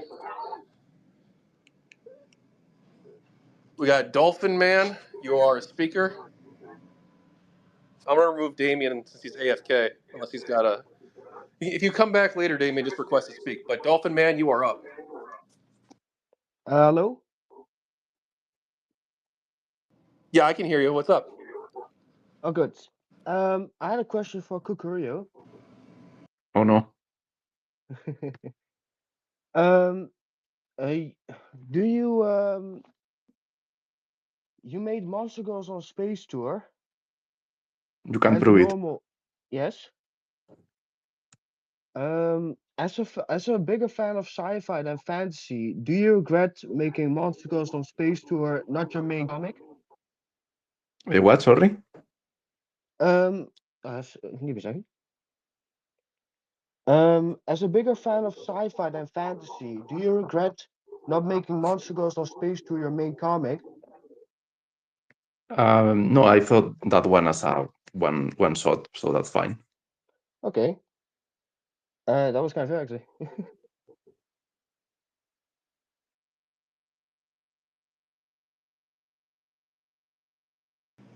Okay, all right. Any other questions? Anyone got anything else for us? Welcome, Sharp. No, we got someone else joining here. You still AFK, Damien? Okay. And cool. Mental Jen is still here too. Okay. Well, hey, Kukuruyo, let's come up with an interesting, spicy topic. How about what do you think of race and IQ? The most normal topic in the world. Hey, I did actually ask Archon that, Alexander Macros, in my interview with him. We have to bring the 4chan green text now. No, I don't really have much of a. I mean, I think that's kind of an area of science that isn't much research, so there's really not much information to talk about it. I mean, it could be that there are differences, it could be that there are not, but I don't think there is any data to say one way or the other. So that's simply what it is. Yeah, I'm not a geneticist. I don't know much about that stuff. Did you watch the Olympics last year? The Olympics? No, I don't usually. I watch the memes. Yeah, I don't pay much attention to it either.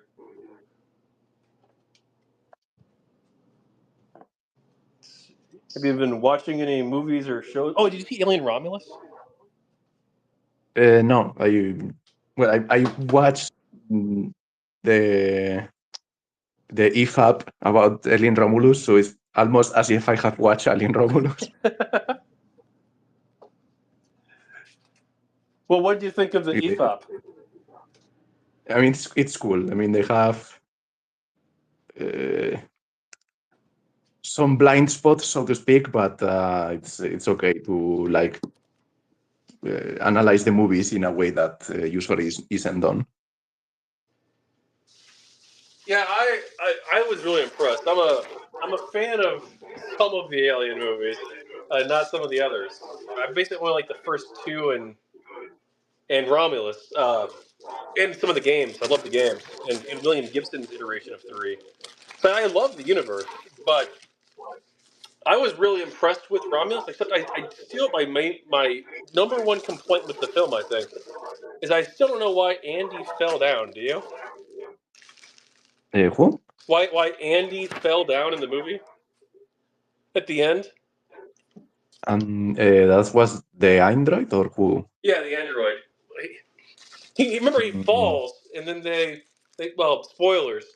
But I'll say that he falls down, but it's never explained like why he fell, or like shown like oh he tripped on this, or like no he just falls over in the movie. Yeah, I think I don't have.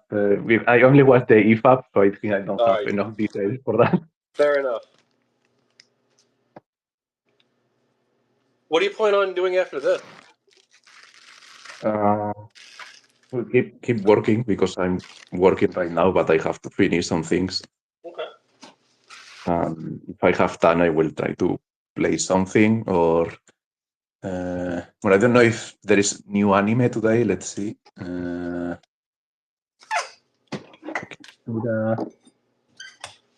There's one anime episode that I maybe watch. What anime would you recommend for 2025? The ones that are coming out. Or that are already present. So, either way. There's something that you think is good, because I'm going to an anime convention because I'm taking my cousin. I mean, I've been there before. I used to be anime 10 years ago, but I've been so far out of the anime scene, and I'm taking my cousin to her first ever anime con later this year, and I'm like so far out of the scene that I don't know any of the popular anime really. So I mean, that depends a lot of the kind of anime that one likes. I mean, the anime for her or for. no, well, either I guess she's a big fan of Demon Slayer, I think. Yeah, so basically mainstream battle shonen. Yeah, basically shonen. But I'm into all sorts of stuff. I used to be a fan of like Psychopaths, Attack on Titan. I mean, the one anime that I consider is the best anime of all times is the Legend of the Galactic Heroes. But that's not an anime that I will recommend lightly because it's 400 episodes of hardcore politics. That's on my list. I want to watch that at some point in my life, but it sounds like it might be a bit much. Yeah, for a newcomer, obviously it is. So, I mean, the other anime that I love, and it's a lot less brain power is needed, will be Macross. Macross and Legend of the Galactic Heroes. Thank you. Of the modern ones, probably the best modern one is Frieren. I've seen so many memes of her, the character. She's like the elf girl, or yeah, the elf girl. Okay. The racist elf. I've seen some pretty cool scenes, though, just of clips of online that people share on X, basically. But yeah, I could probably check that out. I want to have something to go to when I go to the convention, because it's like I don't want to go there and be like, oh, I don't know any of this. I want to be prepared. That's an anime that works for going to a convention because it's a very weird case, because it's an anime that is basically kind of a seinen, that is more of a contemplative nature, and for some reason it has gained the same popularity as the mainstream battle shonens, which is extremely weird. Well, so at this convention coming up, this anime con. I've applied already to host a panel for GamerGate. I don't know if they'll accept it. I lean towards probably not, but I'm going to try. In fact, I'm going to be doing a lot of different. As I become a successful author and I publish more and more books, I'm going to be going to more conventions probably. And when I do those conventions as a vendor, I'm probably going to, well, one, host room parties at the cons that allow it, to promote the project, promote my work even more. But then two, I'll also plan on doing panels. So all across the country and maybe at some point the world, I'm going to be doing panels, possibly telling people the true story about what happened during GamerGate, and hosting discussions, good faith discussions with people from all backgrounds and walks of life about the topic. So I think that could be really useful for us getting the word out there about what really happened and trying to help change the narrative on this. Yeah, I mean, maybe because it was a lot of time ago, like they give the go because like, oh, what is this? I don't know. Let's move on. Okay. Well, I don't think it's yes, the age, but I think the fact that it's controversial, I think is probably more going to hurt it, because some conventions are like big pro free speech conventions, and they'll welcome everybody basically, but others are like they either want to avoid controversy or they're like openly leaning one political direction or another. Unfortunately, how to make a panel in a way that is engaging for people who just have never heard of it and just have gone to a convention and probably have gone, oh, what is this? Let's see what is this. And then you throw a lot of incredibly complex concepts. Yeah. Well, if you remember, I hosted two back in the day. I hosted one at Arch Anime and Natsucon, and you and I both experienced a bit of light cancellation due to our events at conventions about Gamergate. In my case, it was full cancellation of the. Well, mine was full cancellation too. Though, like I personally I didn't like lose my job, so like I don't know if I want to call it canceled. But like the event was 100% canceled in both of our cases. So if you want to call that canceled, we can call it canceled. I mean, we were basically the right? panel We were the panel harassed itself into was silence cancelled. by crazy people on the internet. So, I mean, they harassed the convention, I guess, really, and demanded they pull us to cancel our events. Yeah. I mean, but if we were to do like a panel today, I think it will be like very different, because it's like in that day, if we do a panel, it's like you're talking with people that probably know about it, so you can like skip some things or talk in some way. But nowadays, you will have to explain everything from the beginning, and that's it's complex to do normally. It's even more complex to do in an engaging way, because obviously you have to keep people there without leaving. That's you're 100% right, Cuckoo. We have to do it in an engaging way, and that's something that I've been struggling with, and I don't know how to do. I don't have the secret sauce, the good formula. to I present have the to use, information in a good way. you Now, have to use the humor. books are like that way, right? But when I go on shows, when I'm a guest, as being interviewed about the project, it's so difficult to, there's so much information. You have to decide what you're going to put in your presentation, what you're not. And then you also, for me at least, maybe other people don't feel this obligation, but like, I feel the need to be like more fair too. So like if I've spent like way too much time like talking about like the bad stuff the anti-Gamergate people did, then it's like, well shit, I gotta spend now like the next like at least 5 minutes or 10 minutes like talking about some of the bad stuff that the pro Gamergate people did. the To way try to that balance it out, and make it more quote unquote neutral or fair. And like how to do all that while being fun and entertaining and exciting and charismatic and other people enjoying the show, like that's a difficult set of skills to have. To be both the way that informative. I work on the, and I didn't do that panel, but a couple of years later I did a panel on censorship, and it worked very well. And the way that I structured it so it was engaging is instead of starting from the beginning, what I did was I started from the conclusion and on what was happening in censorship, like how things were censored at that point in time, and I used examples that were very ridiculous, and I explained it in a humorous way. And that way, people got engaged in that. They got a laugh out of it because it was stupid. And then after that, I said, okay, how did we got to this point?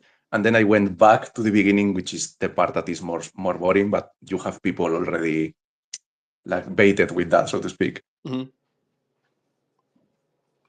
So, when you present information about something, how do you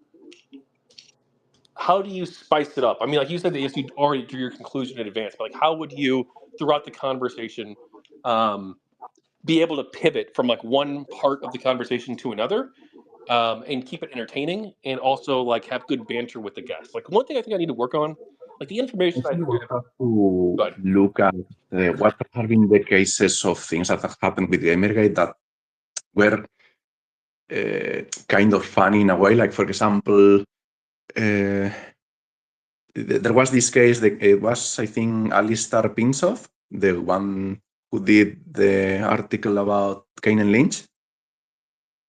no, unfortunately, the Alistair Pensoff story is a lot less funny. Alistair Pensoff was the one who got blacklisted by the Game Journal Pros over his article talking about how a trans person was scamming people for trans surgeries, but not telling people that the money she was raising was for that goal. And then she killed herself, I believe. But, so that was not so funny. But no, that was Jeff Gerstmann at GameSpot, Well, the Keenan I Lynch. will basically look for cases like that you can present it to the public and they will be like, what the fuck is this?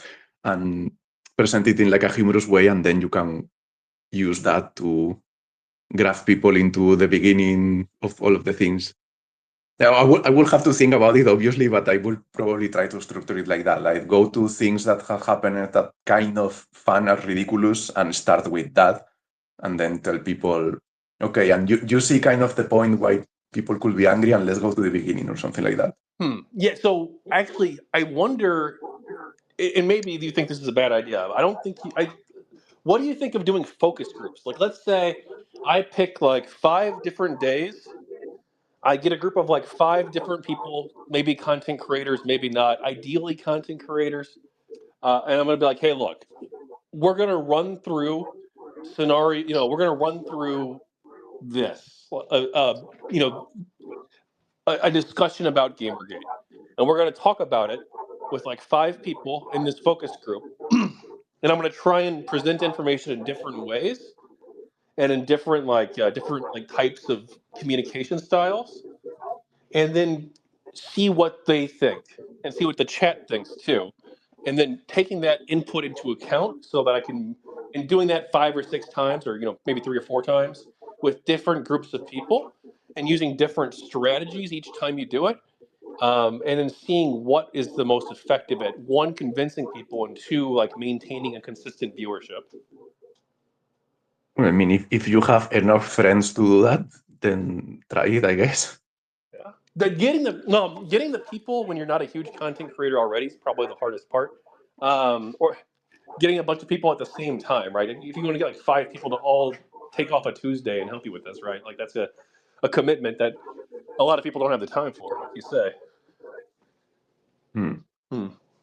The issue is that, I mean, if in person is probably easier to do, but on the internet, like a group of people usually like talk over each other, and it's kind of difficult.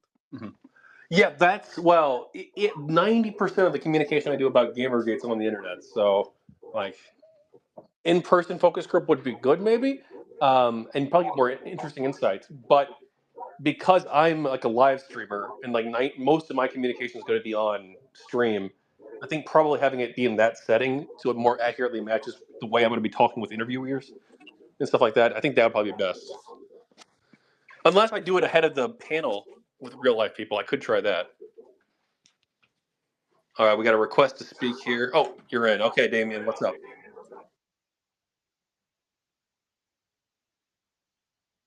Damien, you got 6 minutes, my friend. We're closing her up. What do you got?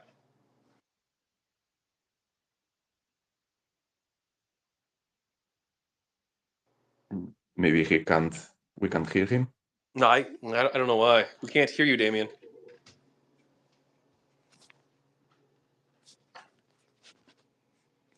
If you got something for us, maybe try. Oh, my mic doesn't seem to be working. He typed 18 minutes ago. Has GamerGate had any bad apples? We did answer that one.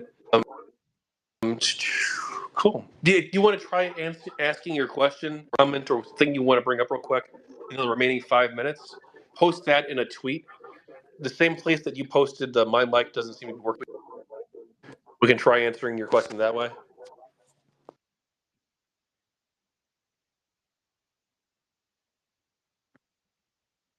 On the bright side, it's not just us, Kukuruyo, who are having technical problems. Yeah, I don't know. It seems to be something that the Twitter does. I don't know. So, what did you think of this space? I don't know. I mean, so far it gives a lot of problems. Yeah, true.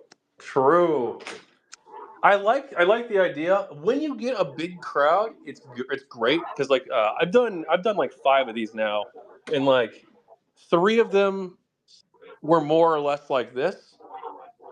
Not too busy. I think actually one of them might have been a bit busier than this. And then I did 2 that were huge, like 2 that we had like 50 people watching. It's like, okay, this is going great. We got people like every 2 minutes, not even like we were maybe like every like 5 or 6 minutes. We were flipping people out. So it's like, oh, we got a new question here. Boom, boom. It was like nonstop.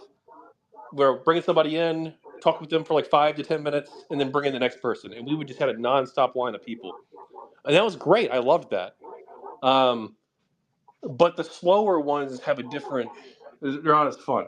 But when you get a good audience going, it's a great time, and it's I still had fun with it this time too. I think we had good discussions.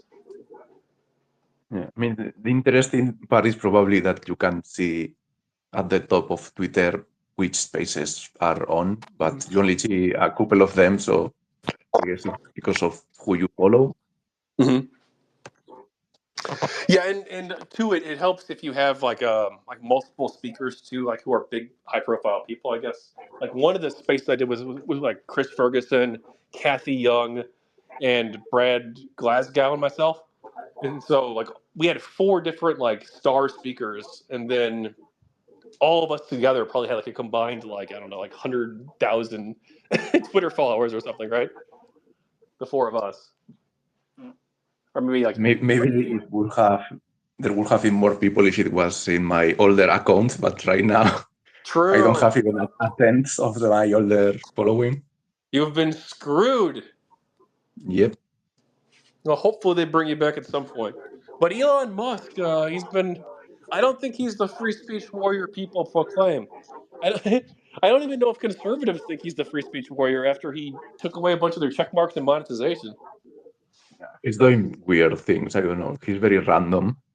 Did you see the stream last night where he played Fortnite with like some random like Twitch streamer? No. Well, this was Adrian Dittman, not Elon Musk, mind you. But I, what do you think? Are they the same person? I lean like 55, 60%, maybe 70% towards it being Elon at this point.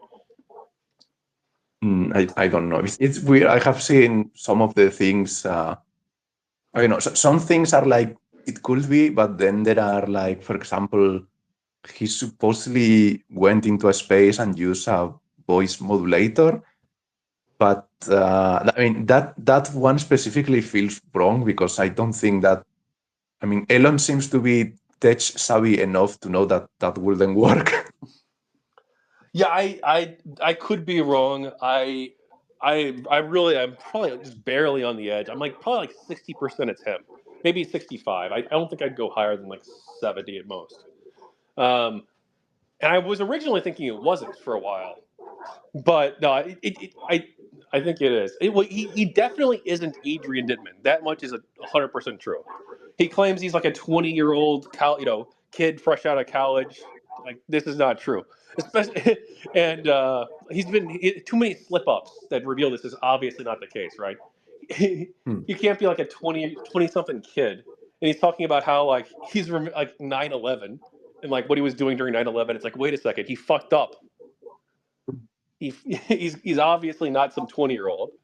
And then a bunch of other different small things like that too, where he's just made mistakes and slip ups. And he even says too that like when you find out who I really am, he said at one point, you're going to be blown away. Not anymore. But now he says he's not Elon. Hello. Hey. Okay, the technical issue seems to have been on my end the entire time. I had my PS4 controller plugged into my PC via a charge cable, and plugging that out seemed to have freed up my microphone, even though those two have nothing to do with each other. I don't know. So Well, David, I don't understand Kukuruyo's got a hard out now at this time. Oh, So sure. you want to get like oh your my goodness. quick question and then Oh yeah. Okay. Quick. Well, okay. Quickly. What is it about the Vivian James character that seems so compelling as a character design, Kokoro? Wait. Can I take this one first, Kukuruyo? The question, it means a lot to me, Damien. I'm so glad you brought it up. So, to me personally, I've always had an issue with women, with getting sexually satisfied by women as well. It's been a real struggle for me. So when I look at the color scheme, the green, the purple, the piccolo dick, I'm reminded of rape, and this. It truly it makes me feel like, you know what, even as an incel who can't get me, Yes. even someone who's in this position and struggled with this for so long, that there's a possibility for me to truly find, if not love, then some kind of short-term 30-45 second action, you know what I mean? And so Sure. it Yeah. always reminds me of that every time I see it. Well, that's the funny thing. There are people who seem to unironically believe that, and it was many years deep into GamerGate that I even first heard that talking point, and it came entirely from like the anti-GamerGate side that I heard that. Although to be fair, I was never a 4chaner, I was never a 4chaner, so I probably missed that whole boat with the Piccolo Dick meme. But it's like if you spend time in the GamerGate communities and conversations, like that whole Piccolo thing, it never comes up. No, it doesn't. It comes up when people bring it up to say that, like, oh wait, right. It's just a cheeky joke, but the way they portray it, it's like this is. I think who did I first hear from? Was Jonathan McIntosh one of the first people? See, I forget more than I remember. I'm not sure, but I didn't give Kukuruyo a chance to answer it. He was supposed to leave 3 minutes ago. Oh, sorry. So yes, Kokoro. Yes, go ahead. You real quick, Damien, and I cucked him too. It's my fault. Blame me. Kukuruyo. I want to hear from Kukuro. Yes, go ahead. Well, I think that the success is basically that she's kind of like the image of a gamer who doesn't sleep because he's playing games. Kind of like that. Yeah, I think she's a normal, cool gamer who doesn't, I like that she's not over sexualized. I like that or in some art she is, right? And that's cool. If people want to make art like that, that's fine. But I think it's great that she's just like a normal, ordinary gamer, and I think that she represents that well. In the sense that she's just like a normal person. Like, the people didn't try to make her like some sort of sex symbol, or try to like politicize her, even, really, for the most part. It was just sort of just a normal person. I just want to play video games, not trying to send a message one way. I just want to. Well, if I might, while my mic wasn't working, I posted a couple of tweets there, and so in one of the tweets just posted there, I said that I used one of Kukuruyo's images of Vivian in a GamerGate video I did some years ago, and I posted the image that Kukuruyo did towards the end. I think it's a beautiful image, and so I feel it has this quiet dignity to it. Vivian James, she has this perseverance and determination, and a certain kind of innocence and a sense of just wanting to get on with her gaming. So I think you did well with the Vivian James concept in your art, Kukuruyo. Well, the original design is not mine. It was born in 4chan. Oh yeah. Oh yes. I understand the design isn't yours.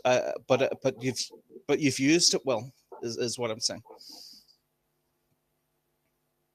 Yeah, basically just. Well, I think I gave birth to the whole concept that Lilian is her cousin and all of that. That was born from me. Yeah. Well, hey.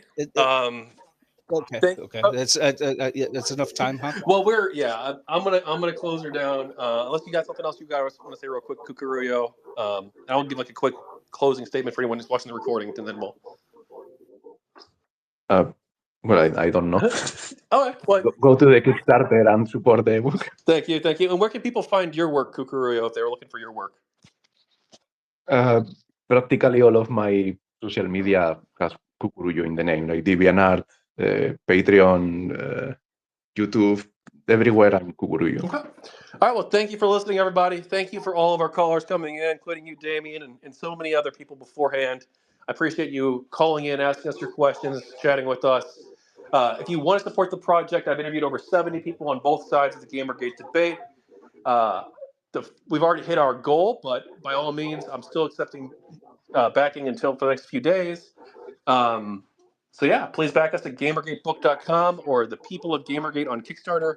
Check out Kukuruyo's beautiful artwork.